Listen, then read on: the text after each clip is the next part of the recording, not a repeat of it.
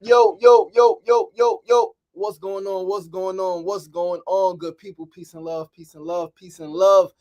Happy Tenacious and Truthful Tuesday. Back again with another episode of SRDaily, episode 485. We are just 3 weeks, 15 episodes, 15 days away, weekdays, all right? 3 weeks, 21 whole days, away from episode 500 of SR Daily. Episode 500 is coming up in just 3 short weeks. 15 episodes away. Today is episode 485. I'm gonna say it every day because like this is new territory. Emailing somebody a couple days ago, telling them, trying to get a sponsorship for the 500th episode, and they're like, "Yo, 500 episodes is massive." Like you? I'm like, yeah, me. Like it's not a team. All right, it's me from my home, my phone, and my laptop. All right, my phone and my laptop, man. 500 episodes is approaching. Today is 485. It is Tuesday, October 28th. The month is almost over. Just 3 days left in this month, man. Friday is the 31st, Halloween. Saturday, November 1st. Saturday, I'm going to talk about it on tomorrow's show. Saturday, November 1st, Kimona and I start a 30-day high watery fruit challenge where we're only doing high watery fruits. The last month and a half, right, you're supposed to do all fruits, nuts, and seeds. Been doing some, some dry stuff, sesame sticks. Definitely some would say cheating a bit, right? Peanut butter pretzels and plantain chips and things like that. I haven't had actual like cooked food or like vegetable or things like that, but definitely been like teeter-tottering. I've had cereal, right? I've been going through some emotional stuff and I've definitely had some cereal. But November, we're going to tighten that shit up, man. We're joining Orville Douglas. Orville Douglas is the 63-year-old fruitarian. He's extremely fit, muscular. He walks like freaking 40, 50,000 steps a day. Fucking incredible brother from the UK, lives in Harlem. Dear brother of mine, man. We've had some incredible conversations. We have some, incredible mutual friends. But he leads these fruit challenges every other month. He does a high watery fruit challenge. Just to get the community involved. I've seen him help so many people like reverse, diabetes, reverse like all types of other illnesses and ailments. One person, their skin looked like I don't even know, like alligator skin, but worse. They said on like 2 weeks, right? He would post pictures of people and post their testimonies. And like he got an ebook that we bought, right, with the challenge. And in the ebook, these people are talking about how either them or a family member reversed the condition that doctors told them was irreversible. So we're following him for the month of November. We're gonna do 30 days of high watery fruits only, right? It's like no boxed coconut water, all right? No alkaline water, all right? Like certain fruits, no, if it could be considered a vegetable, like zucchini, squash, right?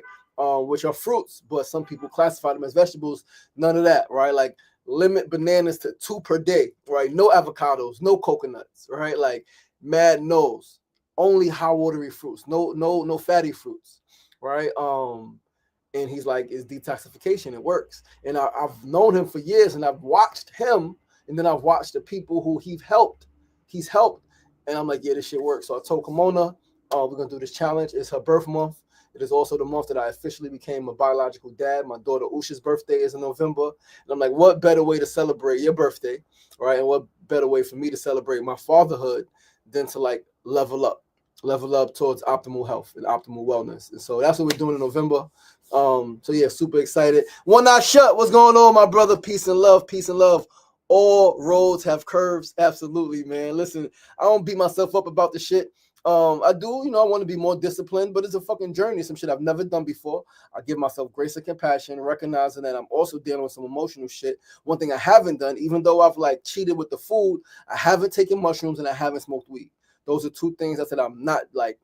Again, give myself grace, right? Like pick and choose. Okay, if I don't cheat with the food, right, peanut butter pretzels and sesame sticks and plantain chips and things like that, cereal, if I don't do that, then I might smoke some weed, because there's been times when I've been emotionally fucked up during this last month and a half, mentally like in anguish. And I'm like, all right, I'm not gonna smoke weed. Like that's an outlet for me. I'm not gonna smoke weed. And I'm gonna be honest with you guys, right? A lot of times sex is like great for that release, but I never want to have sex with my woman while I'm angry and I have that emotion, because I never want to give her that energy. I never want to have that energy exchange. I want our lovemaking to be lovemaking, right? Not to be me just trying to dump off some negative energy, and now she's walking around with that negative energy, not knowing why some things may be fucking attracted in her life. That's never what I want to do. And so, like, for me, I say, you know what? This is where I'm at. I need some extra comfort. It's not going to be through sex. I'm not going to smoke weed. I'm not going to take shrooms. So I'm going to eat this I'm going to go buy some cereal and I'm going to eat this fucking cereal. And that's what we do, man. Yo, imagine and daydream, peace and love. What's going on? Jocelyn Antoine, what's going on, sister? Peace and love. Listen, guys, Mona Love, happy Tenacious and Truthful Tuesday, my love. Actively Black. Said Fusen Kofa, what's going on, my brother? Listen, guys, we're going to get the show started. We're going to start with our first segment of the day. Once again, before we get started, I'm your boy, your host, LaShawn Sugar Marston. You are tuned into episode 485 of SRDaily. If you're new here, we're here 5 days a week, Mondays through Fridays, 9 a.m. to 9:30 a.m. right here on Facebook Live, YouTube Live, and Instagram Live. We're going to start with our first segment of the day, jump right into it. Today's first segment is a phrase of the day. Today's phrase on this beautiful Tuesday, October 28th, is love your life. 3 powerful words. Love your life.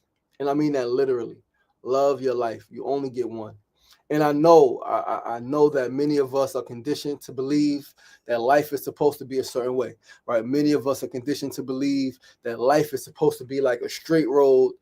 It's supposed to, we have dreams, have goals, go get them. You're not supposed to lose loved ones. This is not supposed to happen. It's supposed to be a bed of roses. And we scoff at the natural pains of growth. We scoff. We like, this is terrible. I hate it here. It's like, yo, growth, like living, there are going to be pains. It's natural. You're going to have challenges and obstacles. If you take a cross-country trip, you got to plan for detours. You got to plan for maybe flat tire. You got to take rest. It's not just all go. You got to stop, pause, redirect, right? It may be a couple of accidents. It may be a traffic jam. There may be a lot of things, man. But truly, I tell you, when it comes to living life, like loving your life, this is the best thing going, man. Like, this is the best thing going. Like, because when people, you know how you know this is the best thing going? Because there are people, for the most part, who, when they're dying, right, if they're conscious, like if they can fight, right, they don't want to die. No matter how tough their life is, when they are dying, they do not want to die. They want to hold on. Now, clearly, there are some people who become okay with dying. They're like, all right, I fought. I know that this is it. And they become okay, right? However, I would like to think that even some of those people, if they could beat their illness, if they could survive the car accident, the car crash, if they could survive being shot, if they could, whatever the case is, that they're like at the brink of death and they make peace with that, they're leaving this earth. If they can reverse that and still have life, a great majority would choose life, regardless of what challenges lie ahead, regardless of what challenges were present when they got in a state of death. Challenges with loved ones, financial challenges, living situation challenges, freaking violence, all the shit, they will still choose to live. This is the best thing going. To be human is a privilege indeed. To be alive at whatever time you are living in is indeed a gift. And yes, I say that even with all the challenges and injustices. And yes, I say that even with the genocide and the many deaths. Yes, I say that this is still the best thing going. Life, to be human, is indeed a privilege. Life is it's incredible. And so perspective is key, right? How you see things. You can see things as terrible.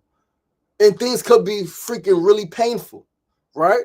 Genocides, Sudan, Congo, Gaza, terrible. Mass incarceration in America, terrible, right? Like what's going on now with ICE, fucking terrible. Absolutely fucking terrible. So now the question is, are you going to live your life or simply let life happen to you?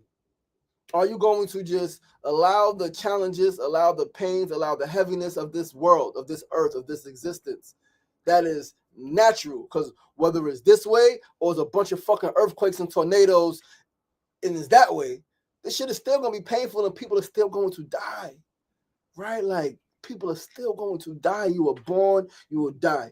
The circumstances of your death will always change based on person, based on time. We live in a dark age. We live in a dark age. It is a dark age right now. It is a dark age. People are dying, right, at more alarming rates, right? More children, more parents than never are burying their children. 13-year-olds are being shot in the head. Shit is fucking terrible.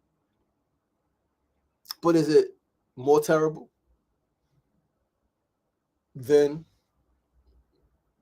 a bunch of pregnant women falling into the earth for an earthquake.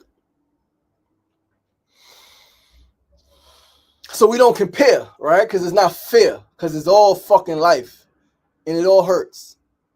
But perspective is key. What are you going to do about it? If it's a lot of natural stuff, is it a way that you can mitigate, like work with the environment and like make things a little better? If it's man-made stuff, human stuff, right? Like our minds, and we're killing each other, we're subjugating each other, what the fuck are we going to do about it? Or we just going to let life happen and throw our hands up and say, oh, this shit is so bad? Or we're going to take agency, right? We're going to have autonomy and say, I do not like the way this is going. Let me do something about this. Let me do what I can. Connect with other people who want to do things, who are doing what they can. And let's figure out how we can make this shit better, right? So understand when I say like living your life means having autonomy and agency over the direction of your life, whereas letting life happen to you means simply being in a responsive state during your entire existence. Feeling like you have no control, relinquishing control to everybody else. So love your life, man. Like embrace this shit, yo. You hear me? It's one. There's one life. Live it and love it to the fullest. Anthony Knowles, what's going on? Champ 1711. Maya, not Tef, what's going on? Peace and love. Listen, let's move right along to our second segment of the day. Today's second segment, of course, is our Need to Know News of the day. Annette, what's going on, sister? Today's Need to Know News, I'm going to talk about yesterday's book talk and signing at Powerhouse Arena in Dumbo with Brandon Stanton, creator of Humans of New York, creator of Dear New York, the book that I'm in, the exhibit that I was featured in. Listen, I got goosebumps thinking. I'm inspired. Like, I think there's a lot of people who inspire me, all right? And so I'm not going to say he has inspired me the most, but I will say that the Dear New York exhibit was by far the single greatest thing I've ever seen, right? Like that one human, that was his mind. Yes, he brought on partners later, but that was his mind, his idea, his concept that grew from like a seed, literally, right? And so like to hear the intention behind the book, it was so cool, right? Like how he wanted this book, Dear New York, to be different from his previous book, Humans of New York, where he's raised over $20 million for different organizations and charities throughout the world. Right, different individuals, different families throughout the world. He's raised over $20 million. Sell millions and millions and millions of copies. Been in 40 different countries. To hear how he learned to walk up to people and ask them if he could photograph them. And then how the interviews would be so organic. And how he would base his questions solely on what the person said prior. He didn't have like pre-existing questions. Even how he chose the subjects, right? Because the lady asked him, how do you choose people? How do you, choose which stories to elevate or which stories that right? One was an organizer and asked very organizational questions. He said his first book, the first Humans of New York, he was focused on just the photos, right? Just taking great photos, colors, popping, this and that. The second book, he was focused really on just like the subjects and the story. So like he had some blurry photos, right? Like photos not in focus. He said this book though, what he focused on was great lighting. He wanted to find great lighting. He said that was something that was different because anybody can be in great lighting, right? Anybody can be in great natural lighting. That's what he focused on, lighting. And that shit was fucking, to hear that was like, this fucking incredible, right? Like, whether it's the brother, one of the guys who was there yesterday, is in the book, right? He has spoke in the book. His story is about how he had sex with so many women and how he realized that he was harming them because, like, he would give them this experience that, like, they wouldn't find nowhere else, and that he wouldn't, like, it would be over soon, and like he was creating harm through sexual satisfaction. He was there yesterday. His photo, great lighting. Amir Hawk Newsom, who I spoke about yesterday, had to turn himself in, right? Like the freedom revolutionary, the freedom fighting revolutionary from the Bronx, turned himself in yesterday in Harlem. Photos with him and his daughter, great lighting, right? Photos of my man Steph Reed, who's in the book, badass musician, great lighting. He said that was his focus, this book. To hear about that, like, so incredible. Like, it was so incredible. And I will attest that he is really great at what he does. Like, we met in 2023, walking through Queensbridge, right? And like, started just asking what's going on here. And I told him what was going on. He found something interesting, told him what was going on. We talked. He introduced who he was. I'm like, oh shit, right? I told you guys a story. I'm gonna tell a story again, and another time specifically, make a video just about how this Dear New York thing came to be. But like, he's really great at what he fucking does. Everybody's not a great interviewer. Everybody, like, random on the street is not great at making you feel comfortable and having your photo taken and speaking for strangers. We could have easily spoken for that. We spoke for like 3 hours, 2.5, 3 hours we spent together in Queensbridge that day in 2023. But it could have easily been days and days and days, right? He's got a gift. And then to hear how the Dear New York exhibit, Grand Central Station, to hear how that shit came to be and how he had to work through and with so many organizations, each of which the MTA out front, and like 4 other organizations, and how each of them have veto power to say no, right? Organizations separate from the subway, right? 4, 5, 6, 7 train areas where the photos are underground, right? To above ground, right? Like actual like Vanderbilt Hall, then the main hall, and how he just learned through the process that, okay, this is available. And how it was like, he said, months ago when he thought about the project and he started working on it, he found out that everything, like all of the advertisements were bought fully for the rest of the year. He said, except for 2 weeks in October. 2 weeks in October, he could have bought ad space. And so he used his own money, right, that he saved from the Humans in New York projects, used his own money to buy all of the ad space. He said, and then the screens, right? So like there was digital screens that had like the Dear New York loops in the video and things like that, right? He said 150, 160 screens, right? Where there was, I think, let's say it was 8 with 6 advertisements and then 2 MTA announcements, right? That's how they will go on a loop. 6 advertisements and then 2 MTA announcements, 6 advertisements, 2 MTA announcements. It would be a loop. He said once he got in touch and was able to buy the advertisement space, now the ad space was for sale. The MTA announcements, not for sale.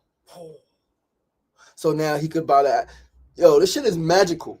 Like, he said, when MTA say, yo, if you could buy all of the ad space, we'll remove our MTA announcements for the 2 weeks. Shit is magical, yo. Like, to hear a fellow creator who's also a Pisces talk about the magic, how things unfolded. Listen, he said all of the organizations that he had to work with and through, like, to make Grand Central Station happen for those 2 weeks, October what was it, 6th to the 19th, how each one has veto power. And so it could be 4 organizations. 3 could say yes, the other could say no, and it could not happen. And he said how the further he got, he was like, oh yeah, it's gonna fall apart now because this organization is definitely gonna say no. But they all say yes. They all say yes. Even down to pulling Juilliard in. He said that happened in the last week. That happened in the final week. Was getting Juilliard involved. And to me, it was just a testament of like building. You build one thing, you start, and you go and you get some traction, and now you got something, and now you're like, okay, hey, listen, I got this thing. You guys want to be a part of it? And now you got, we got this thing. You guys want to be a part of it? Now you democratize the shit. Now everybody's a part of it, and everybody got to say what happens. That shit was fucking powerful, man. Like, to be a part of that in every aspect. Right, from my photos in Grand Central Station, the train station, the 7 subway line. Like, I'm from Queens, like it's there.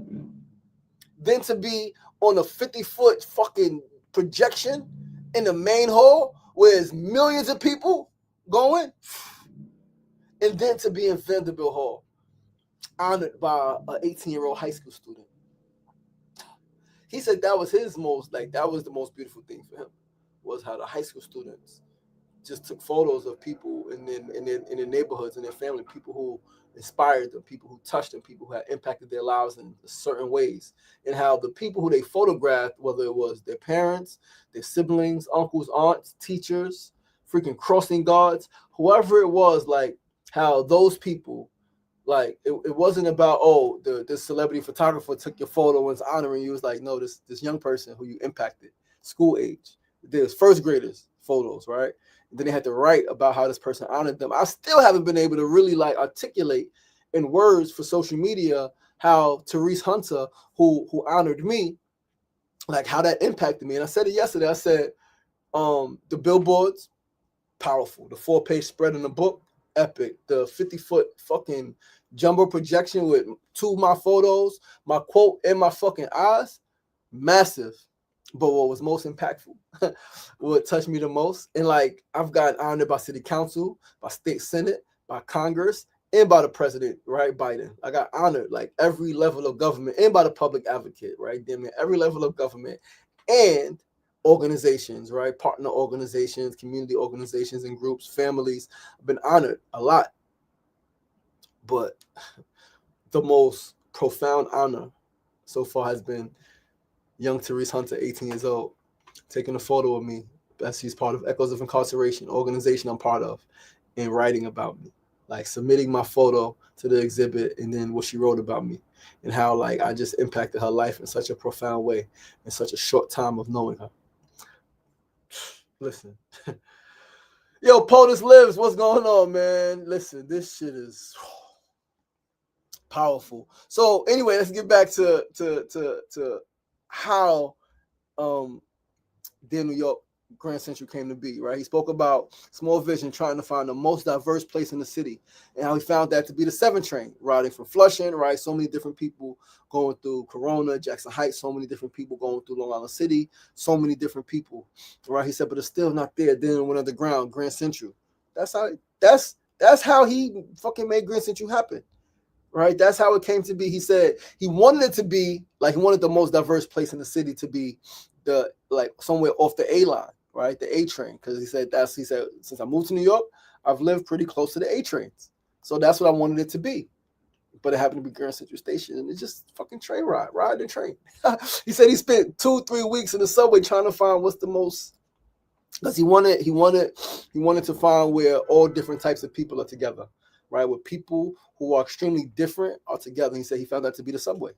He said in a one train car, you find so many different types of people with so many different stories, different paths, different histories, different futures, different goals, different identities, different days. They having different experiences in that moment as they're on the subway, different thoughts. Got a freaking thing in my nose.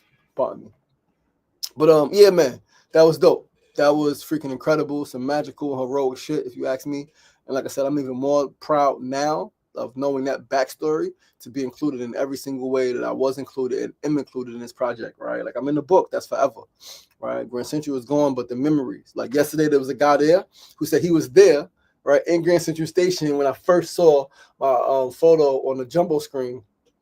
And my mother was like she was crying, and I'm like, yo, that's me. He said he was there. You can't make this shit up. This shit is magical, man. But let's move right along, family. Go to our 3rd segment of the day before we get out of here. Said, Fusa, I seen your picture and quote today. Great start for me. Still there, still there, still there. Yo, this shit is still rocking. I got to go tonight or something like that before they take it down. And I want to talk about something specifically. But let's move right along, fam, to our 3rd segment of the day. Today's 3rd segment, our tip of the day. Today's tip is, listen, it is better to wake up 1 hour early and get ready early than it is to oversleep and be 15 minutes late. This morning, I woke up at 4 a.m. Right, I got up at 4 a.m. Went to bed like close to 1. Got up at 4 a.m. About 90 minutes earlier than I wanted to wake up. I really wanted to wake up at like 5:30, meditate, be out the door by 6:30 in Brooklyn, get back to Queens by 7:30, work out, right? But that did not happen. I got up at 4. I laid in bed. I didn't start my meditation. I just laid there. Next thing you know, Kimon is waking me up at 6:30. Right? And I'm like, shit. Literally, the first thing I said was, oh, shit. Look at the time, 6:28. Oh, shit.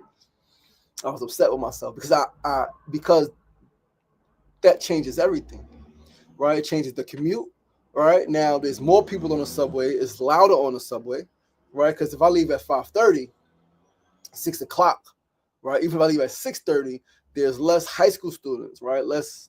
To me, it's just less people on the train then, right? There's less noise, more time to think. I can sit, I can write my notes, because that's when I'm leaving Brooklyn. I write my notes on the train. But when I leave at fucking 7 o'clock, sometimes there's no seat because there's more people outside, more students going to school, more parents going to work, right? Or more adults going to work. And now it's hard to find a seat. And I'm always going to let a woman sit over me, right? I'm always going to. If I'm sitting and there's a woman there, I'm going to get up and let her sit. If I get on the train, it's an empty seat, I'm going to see if the woman wants to sit first. And I'm going to encourage her to take the seat. Right, right? So it changes everything. It changes out the time I get home, my workout, right? The duration of the workout, it changes everything. But it's all divine, right? And sometimes the divinity is simply in a lesson learned. And so, yeah, I'm gonna remember this, and yeah. As long as like I didn't just go to sleep at 3 o'clock, and even sometimes then, wake up, get your ass up, man, and get the thing started. Even if I take a nap later, right? You know me, I love naps. I'm really a huge fan of taking naps. But let's move right along, family, to our fourth and final segment of the day. Today's fourth segment is our build of the day, as always. And today's build is on the importance of self-reliance and having your own mind. The importance of self-reliance and having your own mind. I remember reading a book. I think it was The Alchemist, right? And I remember coming across the term, the dream of the world.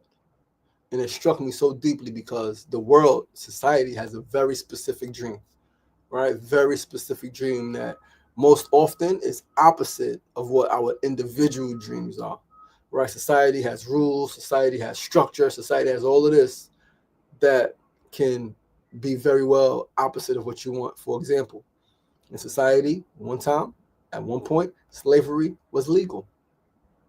That was the dream of the world. It's legal. These people want to own other people, subjugate them. At one point in the world, certain parts of the world,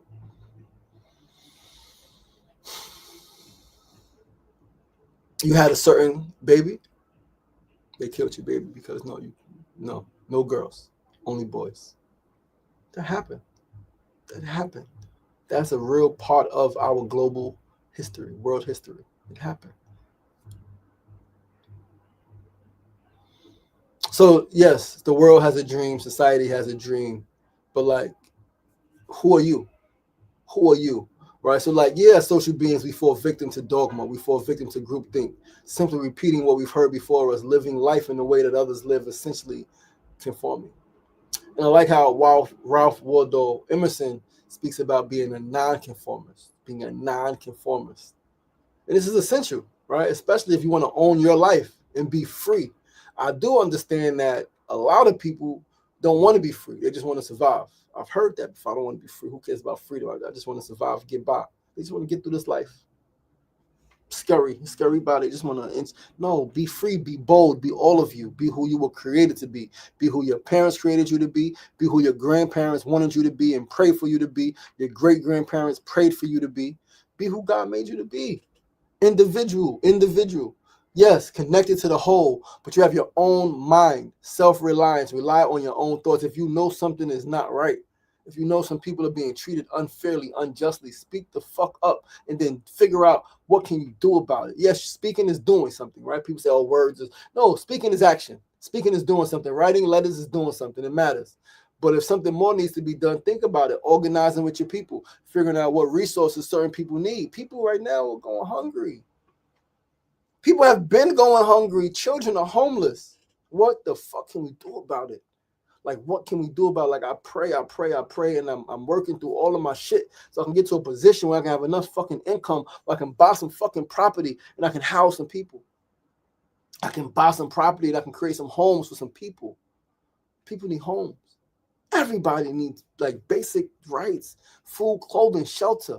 We need that adequately to feel whole. And then we need emotional support, emotional well-being, right? Mental freaking positive, healthy mental health, right? So like life is gonna happen, but we need outlets to talk about it. We need outlets to work through shit. We need outlets to express ourselves and to process, right? So like self-reliance. Shit is wrong what they doing. It's fucking these rents in this area, like throughout the whole country. This shit is terrible. They say inflation. Shit do not need to cost this much. These are billionaires just wanting to get richer and richer and richer at the expense of the people. Let's level the fucking playing field and let's figure this shit out together. But guys, that's our show.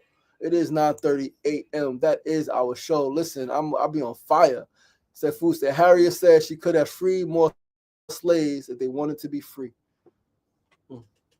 Most people don't want to be free. They just want comfort. right? But listen, guys, that's the show. Thank you so much for tuning in. I love you guys. I appreciate you guys. Anthony Newell said, "Thank God for connected chefs." Yes, sir. One thing that we opened the space last week. One thing that I'm so proud of is that we are not funded by the government, right? Our organization is not government funded. We are funded through donors, through individuals, right, who really care.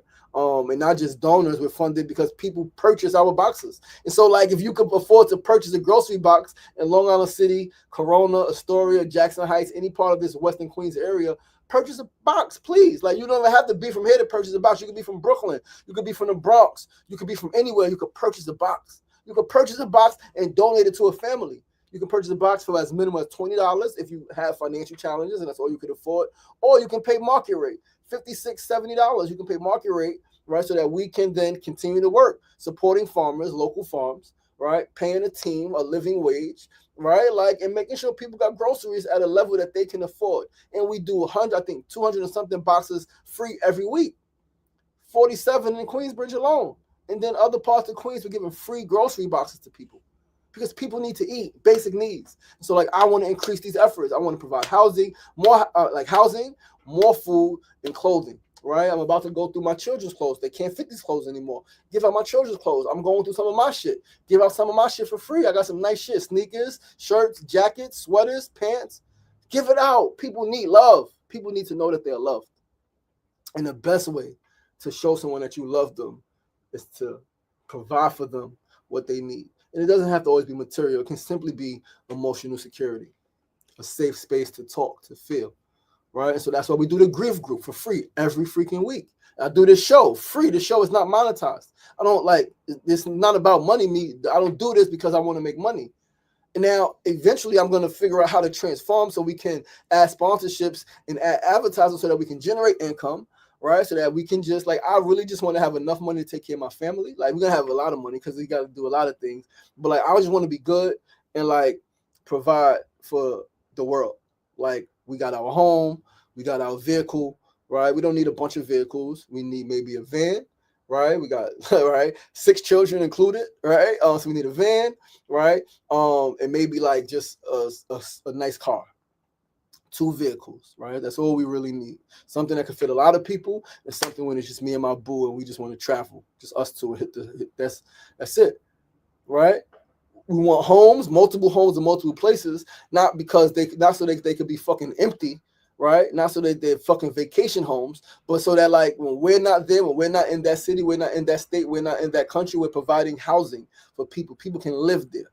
The bills are paid. You don't got to worry about paying bills. Live there and contribute, right? Contribute to that society, contribute to that community while you're living there for free. Take whatever income you're earning and contribute that to that society. We got organizations set up over there. We got initiatives going on over there. Contribute to that. Mentor some young people. Support some elders, right? Cook for some people, right? So, like, that's the vision I'm manifesting, and I really need you guys. I'm getting emotional because I really need you guys to, like, see me and hear me and feel me and, like, join in. Like, every $10 helps. Every $50 helps. Like, you got rich friends, connect them with me. Right? Like, this vision is timeless. This is a humane vision. And I'm doing my part. I'm putting it into words, into a way that's digestible, right? We're working on some meetings with Nike. I got a meeting with Nike this Friday, right? Like, we're going to work on some shit, man, because, like, all we got is us. But you know what? All we need is us. Yo, listen, I love you guys. I appreciate you guys. I appreciate you guys. I'm going to run. We are 4 minutes over. Please do join us tomorrow. Same time, same place, 9 a.m. to 9:30 a.m. right here on Facebook Live, YouTube Live, and Instagram Live. I'm your boy, your host, LaShawn Sugar Marston. SRDaily is where personality meets enlightenment. Remember, it ain't getting knocked down. That's the problem. It's staying down. So get up. The power is in you. As always, be kind to yourself. Be kind to each other. Peace and love. Sefu, I love you too, my brother. Peace.